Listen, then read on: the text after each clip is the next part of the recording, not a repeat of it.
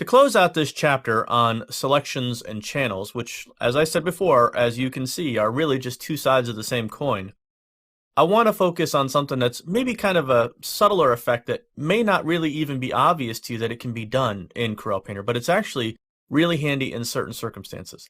And that is stroking our selections. So to begin with, here I have a brand new untitled document. And what I want to do is I want to come over here and I want to choose one of my path-based selection tools. So I can just choose any of these tools you see right here. The oval selection is a good start, but I can just go ahead and do whatever I'm going to do. So I can do like Alt to cut away, and I can do things like Shift to add, and I can even do polygon selection tools. So I can, like so, double click to close that out. Oop, Control Z. Let's go ahead and Shift add that. Double click. There we go. And maybe I'll even do a little Alt here with the freehand, like so, to cut away. All right, so this is considered a path-based selection. We could just as easily do this with the different shape tools that we have here in Coreal Painter. So the bottom line here is that we just need a path-based selection. Now, the magic wand won't work for this right away, and the reason why is because the magic wand is what's known as a pixel-based selection. And what you need to do in that circumstance is convert it from a pixel-based selection to a path-based selection. Now, I'm not going to get into that right now because that's some advanced stuff, but the bottom line here is that you can use any of these other selection tools in order to do this technique that I'm about to show you. So just don't really try it with the magic wand at this point, and we'll come back to that at another time. Now, to begin with here, what we're looking to do is to stroke the selection in the same way that you would apply a stroke to one of our shape tools. But what's different about this is that we're applying the stroke via our brush categories and variants.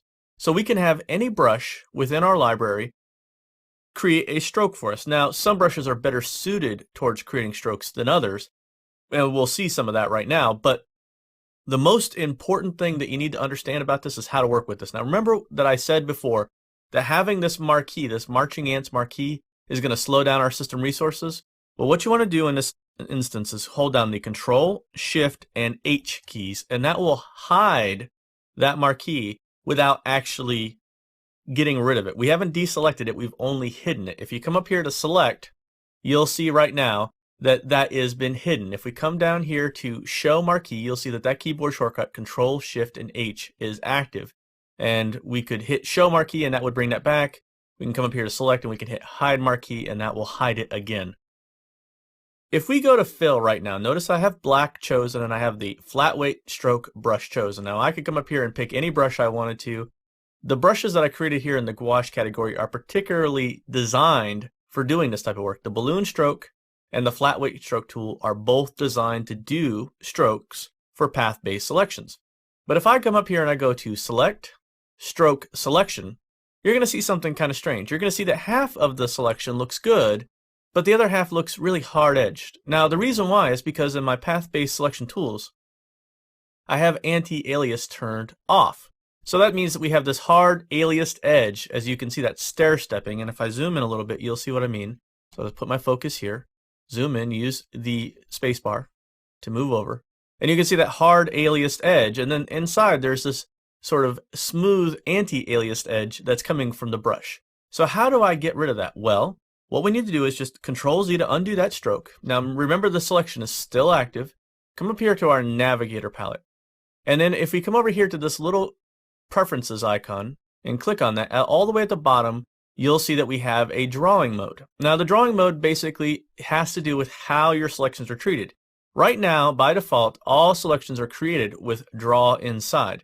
Now this is a default status and it will always default to this unless you make any kind of change to it. So right now we're draw inside, which means that everything that's outside that selection is ignored.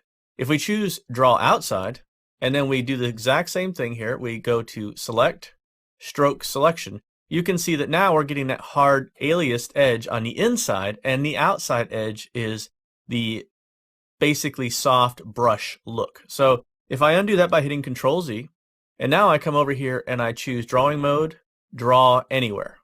And then I again do Control Shift H to hide that selection. You'll see immediately this really comes out much, much smoother. So Select, Stroke Selection. And now you can see that both sides have that smooth anti-aliased brush look. Now, we can do a lot more with this, and I'm just going to go ahead and zoom out back to 100%.